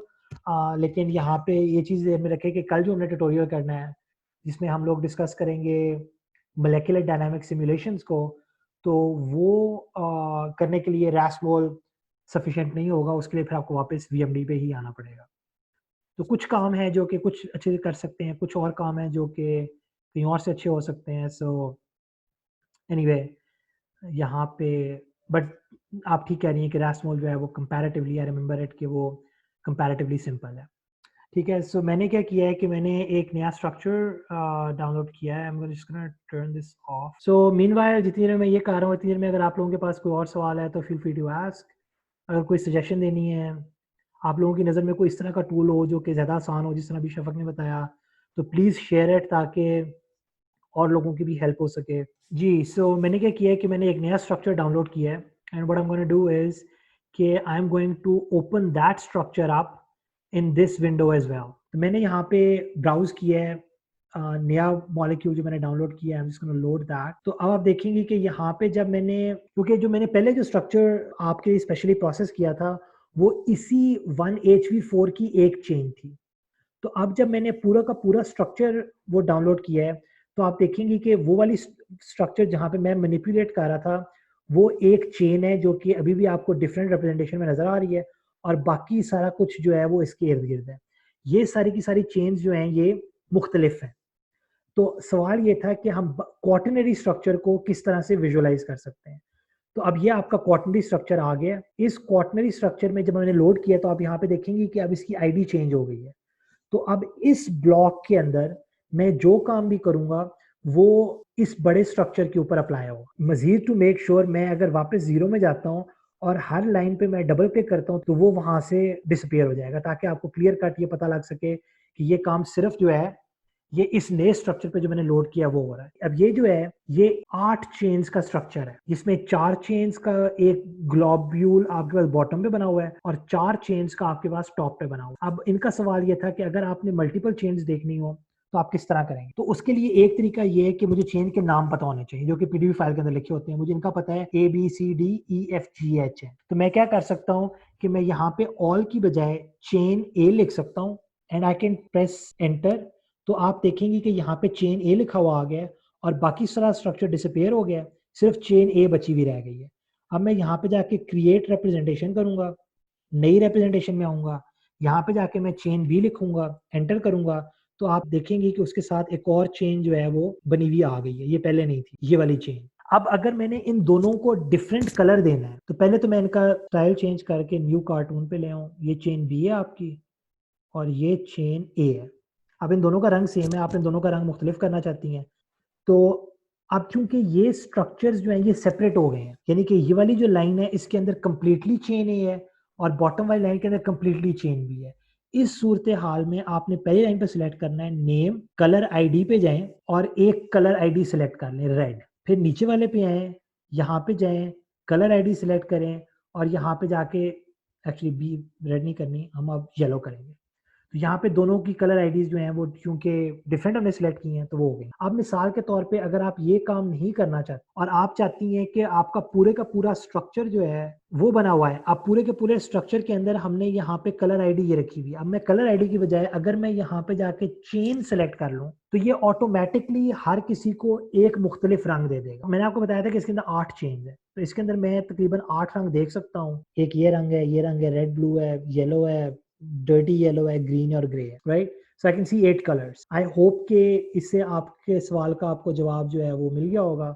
I'm gonna go back and see if the chat has any more questions. Aiza आपको, आई होप कि आपको आपके क्वेश्चन का आंसर मिल गया हो। परफेक्ट। तो अब हम स्लाइड के मुताबिक जो अगली चीज जो मैंने आपको बतानी है वो है जी, तो आप क्या कर सकते हैं। अब मैं एक्चुअली इस स्ट्रक्चर को डिलीट कर दूंगा क्योंकि जो एग्जांपल मैंने आपको शो करनी है वो यहाँ से आएगी। So what we're gonna do is we're gonna remove this, delete molecule, we're gonna go back graphics representation और ये सारी चीजें मैंने जो लाइन की डबल क्लिक करके वो की थी उनको मैं वापस लेकर आऊंगा।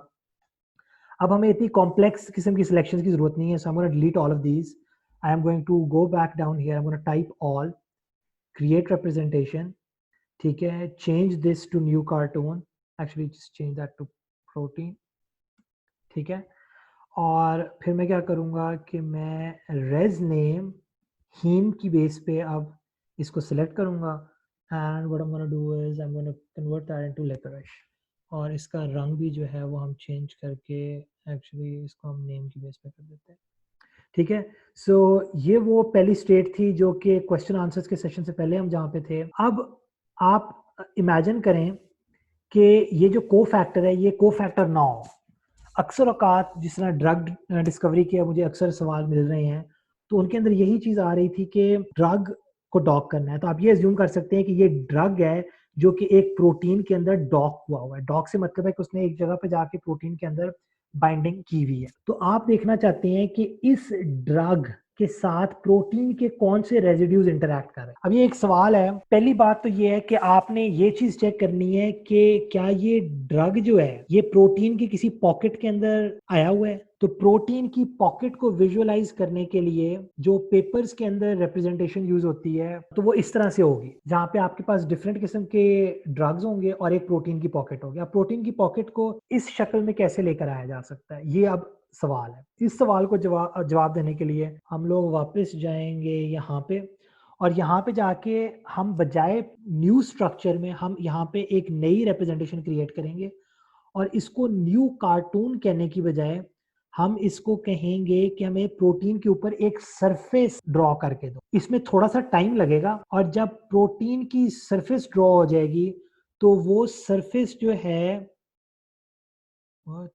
सरफेस को कलर आईडी की बेस पे नहीं बल्कि नेम की बेस पे, यहाँ पे आप टाइप भी कर सकते हैं लेकिन for now just stick with this. तो आप देखेंगे कि क्योंकि सरफेस सॉलिड है इसलिए हमें सरफेस के अंदर वाली चीजें नजर नहीं आ रही। हम यहाँ से सरफेस को ओपेक की बजाय ट्रांसपेरेंट कर सकते हैं। तो जब हम सरफेस को ट्रांसपेरेंट करेंगे तो आप ये देखेंगे कि इसके अंदर आपको जो प्रोटीन के हीलिसेस हैं वो नजर आ रहे हैं। लेकिन अभी जो एग्जांपल मैं आपको देना चाहता हूँ उसके लिए ये ट्रांसपेरेंट की बजाय अगर ओपेक होगी तो आपको ज्यादा बेहतर नजर आएगा।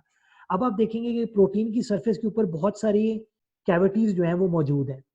सवाल ये है कि जो ये वाला मॉलिक्यूल है जिस तरह आप देख रहे हैं अभी, ये बहुत नाइस तरीके से एक कैविटी के अंदर फिट हुआ है और ड्रग्स जब प्रोटीन के साथ बाइंड करते हैं तो वो भी कुछ इसी तरह की ही कॉन्फर्मेशन अडॉप्ट करते हैं।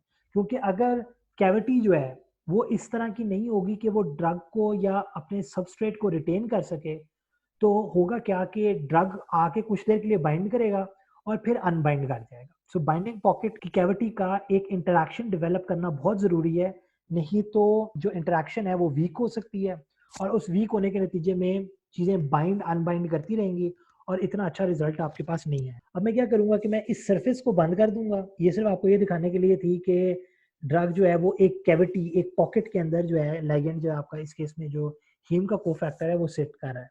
ठीक है, इसको हम बंद कर देंगे।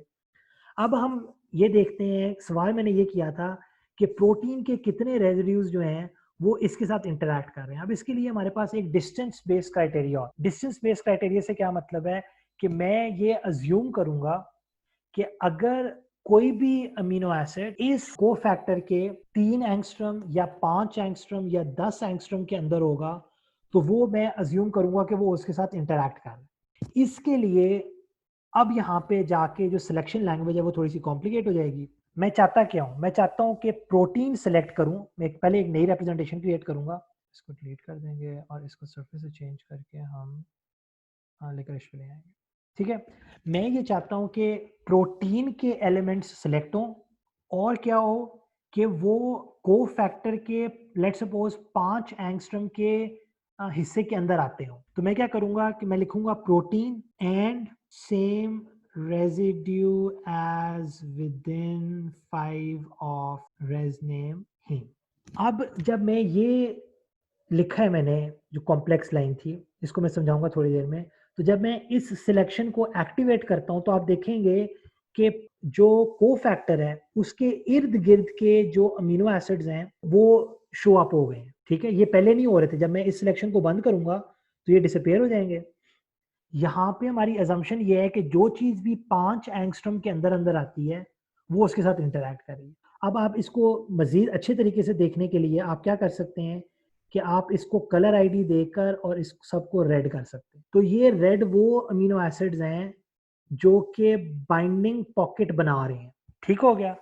अब आप क्या कर सकते हैं कि आप अपने कीबोर्ड पे 1 का बटन दबाएंगे और बारी बारी हर एक के ऊपर जाके क्लिक करेंगे तो वो वहाँ पे उसका नाम लिखा हुआ आना शुरू हो जाएगा। ठीक है, जब मैं क्लिक कर रहा हूँ उसके ऊपर तो इन दो के ऊपर फेनिल एलेनिन लिखा हुआ है, इसके ऊपर ल्यूसिन लिखा हुआ है, इसके ऊपर लाइसिन लिखा हुआ है।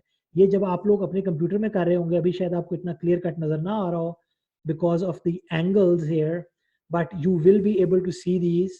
और दोबारा क्लिक करने से वो चीज़ें गायब हो जाएंगी, फिर जो लेबल्स हैं दे विल डिसअपीयर। राइट, अब हम वापस आते हैं कि ये जो मैंने इतनी कॉम्प्लेक्स लाइन लिखी है इसका हमने ब्रेक डाउन करना है। ठीक है, आप रैंडमली कुछ भी नहीं लिख सकते।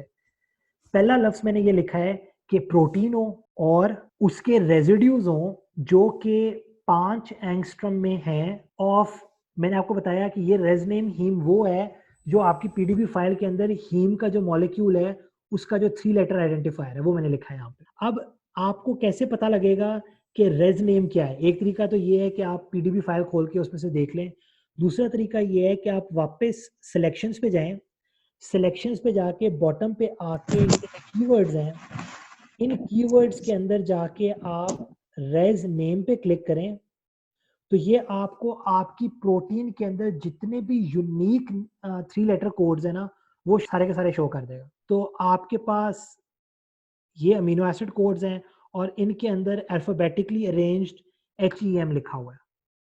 तो ये रेज नेम हीम आप यहाँ से भी सिलेक्ट कर सकते हैं। और सेम रेजिड्यू का लफ्ज जो मैंने इस्तेमाल किया है ये अगर आप नहीं इस्तेमाल करेंगे तो क्या होगा, अगर मैं ये मिटा देता हूँ यहाँ से और इसको सिलेक्ट कर लेता हूँ तो आप देखें कि वो रेजिड्यू टूट जाएंगे। क्योंकि अब क्या किया है इसने कि अब इसने एक कट ऑफ बनाया है कि सिर्फ वो एटम्स चाहे वो जिस मर्जी रेजिड्यू को बिलोंग करें जो कि आपके 5 एंगस्ट्रम के कट ऑफ के अंदर आ रहे हैं सिर्फ वो इंक्लूड होंगे। ठीक है, अब हमें ये नहीं पता कि ये जो एटम है ये किसी अमीनो एसिड को तो बिलोंग करता है ना, लेकिन वो अमीनो एसिड पूरा का पूरा कंसिडर नहीं हुआ। तो सेम रेजिड्यू एज लिखने से फायदा ये होगा कि वो रेजिड्यू पूरा का पूरा कंप्लीट हो जाएगा। अब यहाँ पे इट इज अंडरस्टैंडेबल कि आप लोगों को थोड़ी सी कंफ्यूजन होगी कि भाई इतनी जो कॉम्प्लेक्स किस्म की सिलेक्शन है ये कैसे बनाई जा सकती है। तो इस सिलेक्शन को बनाने के लिए मैं आपको दोबारा रेफर, क्योंकि आज तो इतना टाइम नहीं है ऑब्वियसली कि मैं ये सारी की सारी चीज़ें आपको डिटेल में एक्सप्लेन कर सकूं, लेकिन ये जो लिंक्स मैंने स्लाइड्स के अंदर डाले हुए हैं जिसमें एक तो उसकी डाउनलोड कहाँ से करना है, फिर कुछ जो सिलेक्शन मैंने आपको भी दिखाई भी थी, इसके अलावा ये एक लिंक, ये आई थिंक ये वही लिंक है, लेकिन इसमें यूज़र गाइड का लिंक भी है जो कि इन स्लाइड्स में तो नहीं है, लेकिन मैं वो आपकी एडिशनल रीडिंग रिसोर्सेज के अंदर मैं वो इंसर्ट कर दूंगा। तो उनको देखकर आप लोग ये अंदाज़ा लगा सकते हैं फिर कि हमने क्या लिखना है, क्या लिखेंगे तो क्या सिलेक्ट होगा। उसमें बहुत सारे ट्यूटोरियल्स दिए हुए भी हैं। अच्छा, अब सवाल ये पैदा होता है कि आपने अपनी जो पिक्चर है इसको सेव कैसे करना है। अक्सर स्टूडेंट्स क्या करते हैं कि वो स्क्रीनशॉट ले लेते हैं। स्क्रीनशॉट लेने का फ़ायदा भी है कि अगर आपके कंप्यूटर की रेजोल्यूशन बहुत अच्छी है, यानी कि जिस तरह आप अगर 4K रेजोल्यूशन पे काम कर रहे हैं या 6K या 8K रेजोल्यूशन पे, तो फिर तो ठीक है। लेकिन अगर आप काम कर रहे हैं किसी ऐसे कंप्यूटर पे जो कि हाई डेफिनेशन नहीं है, तो उस केस में आपकी जो रेजोल्यूशन है वो थोड़ी सी ज़रा तस्वीर जो है वो अच्छी नहीं आएगी। तस्वीर बनाने से पहले एक चीज़ का जो ख्याल रखना है वो ये है कि डिस्प्ले के अंदर जाके आपने रीसेट दबाना है। रीसेट दबा के अगर आपने अपने स्ट्रक्चर को आप स्क्रीन पे सेंटर कर सकते हैं। अगर आपने कोई स्पेशल एंगल की तस्वीर लेनी है तो फिर आपने ये नहीं करना। लेकिन स्ट्रक्चर को सेंटर में लाने के लिए आप डिस्प्ले रीसेट व्यू दबाएंगे। उसके बाद आप क्या करेंगे कि ये डेप्थ क्यूइंग का बटन है। डेप्थ क्यूइंग क्या बताती है, वो आपको ये शो करती है, यहाँ पे भी आप स्ट्रक्चर को देखेंगे कि जो स्ट्रक्चर का पार्ट आपके ज़्यादा करीब है वो डार्कर कलर में है और जो पीछे की तरफ है वो लाइटर कलर में है। ये चीज़ है डेप्थ क्यूइंग।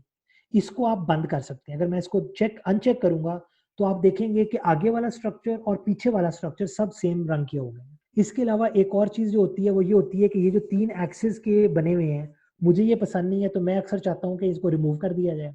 इनको रिमूव करने के लिए आप दोबारा डिस्प्ले में जाएंगे, एक्सिस पे जाएंगे और इनको ऑफ कर देंगे। जब आप इनको ऑफ करेंगे तो ये आपका वो डिसअपेयर हो जाएंगे। इसके बाद मैं रेकमेंड करूंगा कि आप लोग जो है फाइल के अंदर जाएं और फाइल के अंदर सेकंड लास्ट ऑप्शन रेंडर की है। रेंडर के अंदर जाके आपके पास जो नई विंडो खुलेगी, इसके अंदर बहुत सारी ऑप्शंस हैं कि आप इसको किस तरीके से रेंडर करना चाहते हैं। चूंकि मेरी स्क्रीन जो है वो उसकी रेजोल्यूशन काफ़ी बेहतर है मेरे नज़दीक, और मैं समझता हूँ कि अगर मैं जर्नल को वो तस्वीर भेजूंगा तो जर्नल उसको एक्सेप्ट कर लेगा। तो आप क्या कर सकते हैं कि आप स्नैपशॉट ले सकते हैं, स्क्रीनशॉट नहीं, यहाँ से आके स्नैपशॉट ले सकते हैं। स्क्रीनशॉट लेंगे तो वो गैर ज़रूरी चीज़ें भी करेगा। ये स्नैपशॉट जो है ये सिर्फ आपकी जो डिस्प्ले विंडो है उसके अंदर जो चीज़ है उसको कैप्चर करेगा। इसके अलावा एक बहुत अच्छा प्लगइन है टैकियन के नाम से, जो कि अगर आपके पास जो वीएमडी होगा, मेरे पास वो इंस्टॉल नहीं है, लेकिन आप लोग जब करेंगे तो आप लोगों के पास इंस्टॉल हो जाएगा। आप टैकियन को इस्तेमाल करें, ये मेरी रिकमेंडेशन है कि बजाय स्नैपशॉट लेने के आप टैकियन यूज़ करें। इसके अंदर आप रेजोल्यूशन स्पेसिफाई कर सकते हैं कि आपको किस रेजोल्यूशन की तस्वीर चाहिए। स्नैपशॉट लेकर मैं इसको यहाँ पे स्टार्ट रेंडरिंग करूँगा, इस बटन को मैं दबाऊँगा और मेरे पास ऑटोमेटिकली एक तस्वीर खुल गई है। लेकिन आपके पास क्या होगा कि वो तस्वीर आपकी जो डायरेक्टरी है जहाँ पे आपका स्ट्रक्चर जहाँ से आपने लोड किया था वहाँ पे, या आपकी जो सी ड्राइव के अंदर प्रोग्राम फाइल्स के अंदर जहाँ पे ये सॉफ्टवेयर इंस्टॉल हुआ है वहाँ पे ये तस्वीर जो है ये सेव हो जाएगी। अब ये तस्वीर जो है इसको मैं अपनी पब्लिकेशन में डाल सकता हूँ। अब हमारे पास टाइम थोड़ा सा कम है, मैं केस स्टडीज पे आना चाहता हूँ, तो मैं ये आपके ऊपर छोड़ रहा हूँ कि आप लोग इस स्लाइड्स को गौर से देख लेंगे कि इमेजेस जो होते हैं इनकी दो टाइप्स होती हैं। एक टाइप कहलाती है रास्टर इमेज और दूसरी टाइप कहलाती है वेक्टर इमेज। इनके कुछ मखसूस पॉइंट्स जो है वो मैंने इस स्लाइड के ऊपर लिस्ट कर दिए हैं। बॉटम लाइन ये है कि अगर आप रास्टर इमेज बनाएंगे तो रास्टर इमेज को जब आप जूम इन करेंगे तो वो इमेज फट जाएगा, जिसकी एग्जांपल मैं यहाँ पे नीचे बॉटम पे दो इमेजेस जो हैं वो दिखा रहा हूँ। इसके बरक्स अगर आप एक वेक्टर इमेज बनाएंगे तो वेक्टर इमेज को अगर आप जूम इन करेंगे तो वो वेक्टर इमेज जो है वो फटेगा नहीं। जब आप स्नैपशॉट लेते हैं, जिस तरह मिसाल के तौर पे मैंने ये स्नैपशॉट ली, कि जब मैं इसको जूम करूंगा तो चूंकि मेरी कुछ हाई रेजोल्यूशन पे है इसलिए कुछ देर तक तो ये नहीं फटेगा। लेकिन जब मैं इसके अंदर ज़्यादा जाना शुरू करूंगा तो आप देखेंगे कि इनके एजेस जो हैं ये ब्लर हो गए हैं, और ये अच्छी बात नहीं है। क्योंकि जब आप अपनी फिगर पब्लिश करेंगे पेपर के अंदर तो यूज़र जो है वो चाहेगा कि वो उस फिगर को बड़ा करके किसी एग्जैक्ट एक चीज़ पे फोकस करे। तो उस फोकस करने के दौरान अगर आपकी तस्वीर फट जाती है तो प्रॉब्लम क्रिएट होगा। इसीलिए रेकमेंडेड ये है कि जिस रेजोल्यूशन को आप टारगेट कर रहे हैं, मिसाल के तौर पे पेपर में आपकी रेजोल्यूशन जो है वो 2400 बाय 2400 पिक्सल होनी चाहिए। तो आप क्या करें कि आप टैकियन का प्लगइन जो मैंने इस्तेमाल नहीं किया आप वो इस्तेमाल करें, और वो इस्तेमाल करके आप स्पेसिफाई करें कि आपको कौन सी जो है वो रेजोल्यूशन जो है वो चाहिए। तो उसके नतीजे में होगा ये कि आपके पास तस्वीर जो है वो अच्छी आएगी। अब चूंकि हमारा टाइम जो है वो तकरीबन ख़त्म होने वाला है, मैं क्वेश्चंस पे अभी नहीं आऊँगा, मैंने एक दो केस स्टडीज़ करनी है, मैं वो करने लगा हूँ। उसके बाद जिन लोगों के पास सवालात होंगे they can stay back and ask those questions. तो यहाँ पे मैंने पहले प्लगइन्स का तारुफ करा दिया था जी, ये वो लिंक है जो कि यूज़र गाइड को है, जो मैंने ऑलरेडी डाला हुआ है इसके अंदर। इसके ऊपर जाके आप सिलेक्शन लैंग्वेज भी देख सकते हैं, जो कि मैंने एक कॉम्प्लिकेटेड स्टेटमेंट लिखी थी, वो आप क्या लिखेंगे कि आपको आपकी मर्जी की चीज़ जो है वो मिल सके। उसके बारे में कुछ डायरेक्शंस यहाँ पे हैं, कुछ डायरेक्शंस जो हैं वो ऑनलाइन यूजर्स कम्युनिटी के अंदर सॉल्व हुई हुई हैं। तो अब यहाँ पे हम आते हैं प्लगइन्स यानी कि एनालिसिस वाला पार्ट जो मैंने कहा था कि मैं करूँगा। अब हम उस पे आते हैं। तो पहले तो मैं ये चीज़ है कि मैं इसकी जो इज़ाफ़ी चीज़ें हमने जो क्रिएट की हुई हैं इसको बंद कर दिया जाए। ये आपकी प्रोटीन है।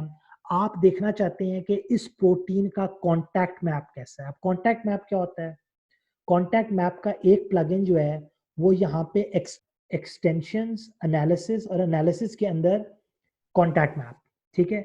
ये कॉन्टैक्ट मैप पे मैं क्लिक करूंगा तो मेरे पास एक विंडो खुलेगी, और इस विंडो के अंदर मैं कैलकुलेट पे जाके कैलकुलेट रेजिड्यू डिस्टेंस पे क्लिक करूंगा तो मेरे पास ये तस्वीर बन जाएगी। अब कुछ अरसा पहले तक और अभी भी इस तरह की तस्वीरें जो हैं वो आपको पब्लिकेशंस में मिलेंगी। इस तस्वीर से हमें पता क्या चल रहा है, बेसिकली हुआ ये है कि जो प्लगइन है जिसको अभी हमने इस्तेमाल किया है वो हर रेजिड्यू से हर दूसरे रेजिड्यू का फासला देख रहा है, और उस फासले को फिर वो यहाँ पे एक मैट्रिक्स के अंदर लिख कर, अब फासला जितना कम होगा उतना ही वो डॉट ग्रेड आउट है, और जितना फासला ज्यादा होगा उतना ही वो कलर वाइट को अप्रोच करेगा।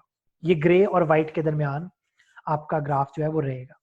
इसमें इस ग्राफ को देखकर या इस प्लॉट को देखकर आपको ये पता लगता है कि जो डायगोनल है, ठीक है, इसकी वैल्यू 0 होनी चाहिए।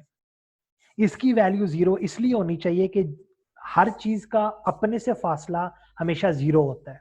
एक रेजिड्यू का अगर आप उसी रेजिड्यू से फासला मालूम करेंगे तो उन दोनों के दरमियान तो कोई फासला नहीं होगा ना, लेकिन उस रेजिड्यू का बाकी तमाम रेजिड्यू के साथ कुछ फासला होगा। अब होगा क्या कि डायगोनल का रंग प्योर ब्लैक है क्योंकि वो फासला 0 है, लेकिन उसके बिल्कुल आसपास ये रीजन्स जो हैं जो डायगोनल के अलोंग रन करेंगे, ये बेसिकली अल्फा हीलिक्स को रिप्रेजेंट कर रहे हैं। तो मेरी प्रोटीन के अंदर काफी सारे अल्फा हीलिसेस हैं। वो अल्फा हीलिसेस जो हैं वो यहाँ से आप देख सकते हैं कि रेजिड्यू नंबर 6 से लेके रेजिड्यू नंबर तकरीबन 21 तक यहाँ पे एक हीलिक्स बना हुआ है, फिर यहाँ पे एक हीलिक्स बना हुआ है, फिर यहाँ पे एक हीलिक्स बना हुआ है।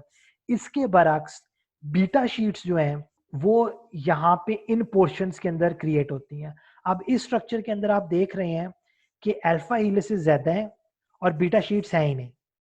अब इसके बरक्स मैं क्या करूंगा कि मैं एक और स्ट्रक्चर यहाँ पे जल्दी से लोड करता हूँ, फाइल न्यू मॉलिक्यूल। ये भी मैंने एग्जांपल के तौर पे आपके लिए सेव करके रखा हुआ था स्ट्रक्चर। और इस स्ट्रक्चर के अंदर क्या होगा, अब मैं क्या करूंगा कि मैं ग्राफिक्स रिप्रेजेंटेशन इसके अंदर जाके इसको मैं बंद कर दूंगा, और इस स्ट्रक्चर पे जाके मैं आपको ये स्ट्रक्चर दिखाऊंगा। इस स्ट्रक्चर के अंदर आपके पास एक अल्फा हीलिक्स है और आपके पास कुछ बीटा शीट्स जो हैं वो मौजूद है। जिस तरह मैंने पहले भी आपको बताया कि जब आप एक एक नई नई चीज ऐड करते जाएंगे तो आपके मॉलिक्यूल की आईडी जो है वो बढ़ती जाएगी। यहाँ पे मॉलिक्यूल की आईडी अब 2 हो गई है क्योंकि 1 उस 8 चेन वाले स्ट्रक्चर की थी जो मैंने लोड किया, तो 2 अब यहाँ पे जाके मुझे मॉलिक्यूल आईडी में 2 सिलेक्ट करना होगा जी। तो यहाँ पे आप देखेंगे कि आपका जो साइडों वाला एरिया है वो अब काफी एक्टिव हो गया, ठीक है। एक जो सेंटर वाला पॉइंट है इसमें हिलिक्स बन रहा है, और बाकी आपके पास साइडों पे रन होने वाली चेन्स हैं जो कि बेसिकली आपको इन बीटा शीट्स की मौजूदगी दिखा रही हैं। तो इस तरह का प्लॉट आप इस्तेमाल करके इसको फिर आप प्रिंट टू फाइल करके सेव भी कर सकते हैं। अगर आपने पब्लिश करना हो आप पब्लिश भी कर सकते हैं। तो एक तो ये प्लगइन है। दूसरा प्लगइन जो मैं आपको दिखाना चाहता हूँ वो रामाचंद्रन प्लॉट्स का है। हम क्या करेंगे कि दोबारा वापस एक्सटेंशन एनालिसिस के अंदर जाएंगे और एनालिसिस के अंदर जाके रामाचंद्रन प्लॉट यहाँ पे है, इसको देखेंगे। देखने के बाद ये आपका डिफॉल्ट स्क्रीन आपके सामने शो होगी। इसमें जाके आप अपना मॉलिक्यूल सिलेक्ट करेंगे। तो मॉलिक्यूल जो आप सिलेक्ट करते जाएंगे तो आपके पास ये डॉट्स बने हुए आ जाएंगे। ये डॉट्स इंडिकेट कर रहे हैं कि जो फाई और साई एंगल्स की डिस्ट्रीब्यूशन आपके इस स्ट्रक्चर के अंदर मौजूद हैं, वो रामाचंद्रन प्लॉट के ऊपर कहाँ पे लाई करते हैं। रामाचंद्रन प्लॉट के रीजन जो होते हैं वो प्री डिफाइंड है कि बीटा शीट्स कहाँ पे होंगी, अल्फा हेलिसेस कहाँ पे होंगे। तो ये जो डॉट्स जो आपको नजर आ रहे हैं येलो वाले, इनके क्लस्टर्स ये रिप्रेजेंट करेंगे कि आपके स्ट्रक्चर के अंदर क्या चीज मौजूद है। ठीक है, इसी को देखने का एक अच्छा तरीका ये भी है कि आप इसका 3 डायमेंशनल हिस्टोग्राम बना लें। और ये आपको बता रहा है कि आपकी majority of the amino acids are here and here, और कुछ जो हैं वो यहाँ पे साइड पे भी लाया करते हैं। अब हम क्या करेंगे, just to quickly show this. इसके बाद आखिरी वाला प्लगइन जो है, we're going to go extension, यहाँ पे जाके आप सीक्वेंस व्यूअर। जब मैं सीक्वेंस व्यूअर में जाऊंगा तो सीक्वेंस व्यूअर क्या करेगा कि मैंने लास्ट टाइम आपको DSSP की एग्जांपल दी थी, इसी तरह VMD के अंदर भी सेकेंडरी स्ट्रक्चर की डेफिनेशन के लिए आपके पास डिफरेंट कलर कोड्स मौजूद हैं। और जैसे जैसे आप यहाँ पे अमीनो एसिड्स को सिलेक्ट करते जाएंगे वो स्ट्रक्चर के अंदर अपीयर होते जाएंगे। मिसाल के तौर पे ये वाला जो अमीनो एसिड जो अभी गोल्डन हुआ है ये 1 पे है। 1 जो है वो कोई स्ट्रक्चर अपना नहीं रहा, लेकिन येलो जो है वो एक्सटेंडेड कॉन्फर्मेशन को शो करता है, और वो आपकी यहाँ से इस बीटा शीट की जो फॉर्मेशन है उसके अंदर आ जाएगी। ठीक है, इसी तरीके से आप मल्टीपल रीजन्स जो है उनको भी सिलेक्ट कर सकते हैं। और ये अमीनो एसिड्स की लेन है, ये उसके अंदर बीटा वैल्यू है जो मैंने आपको पहले ही बताया था कि बीटा फैक्टर की वैल्यू जो है वो आती है। और उसके बाद ये कलर कोड जो है ये रिप्रेजेंट कर रहा है यूजिंग दिस बॉटम पे बना हुआ लेजेंड कि आपके सेकेंडरी स्ट्रक्चर के अंदर क्या है। कॉइल है, हीलिक्स है, हीलिक्स की मल्टीपल टाइप्स हो सकती हैं, बीटा शीट्स की टाइप्स हो सकती हैं, टर्न हो सकता है। अब टर्न जो है उसके लिए डार्क ग्रीन कलर है। डार्क ग्रीन कलर यहाँ पे इन 2 रेजिड्यूज के सामने है। इनमें अगर मैं एलेनिन को क्लिक करता हूँ तो वो आप देखेंगे कि यहाँ पे ये वाला रीजन सिलेक्ट होगा। ठीक है, और ये देखें कि ये एक बीटा स्ट्रैंड यहाँ पे खत्म हो रहा है और दूसरा स्टार्ट हो रहा है, तो उनके दरमियान वाला रीजन जो है वो टर्न कहलाता है, और वो यहाँ पे इस कलर से रिप्रेजेंटेड है। तो ये भी एक अच्छा समरी तरीका है देखने का कि आपकी कौन सी चीज़ जो है वो किस तरह का जो स्ट्रक्चर है वो बना रही है। इसी तरीके से अगर आपके पास अपने मजीद प्लगइन्स हों जो कि आप इंटरनेट से डाउनलोड करते हैं, और अगर आप उनको प्रॉपरली सेटअप कर देंगे तो वो भी यहाँ पे अपीयर होना शुरू हो जाएंगे, और फिर आप उनको सिलेक्ट करके उनके थ्रू भी काफ़ी सारे काम जो है वो कर सकते हैं, अपने स्ट्रक्चर के ऊपर एनालिसिस कर सकते हैं। अब ये चीज़ें जो हैं, अगर if I go back two questions, तो वो हैं जो कि रैसमोल, जिस तरह पहले एक एग्जांपल आई थी, तो रैसमोल जो है वो इस तरह की कैलकुलेशंस जो है वो नहीं कर सकता। उसके और बहुत सारे फ़ायदे हैं, लेकिन वहाँ जहाँ पे उसके फ़ायदे हैं वहाँ पे कुछ उसके नुकसानात भी हैं।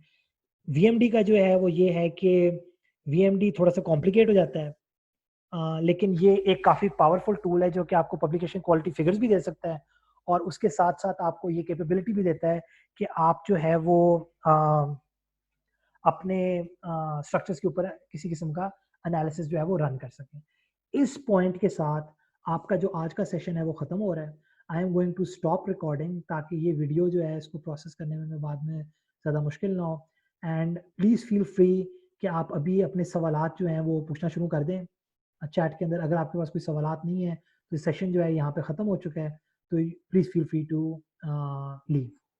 Thank you so much for coming.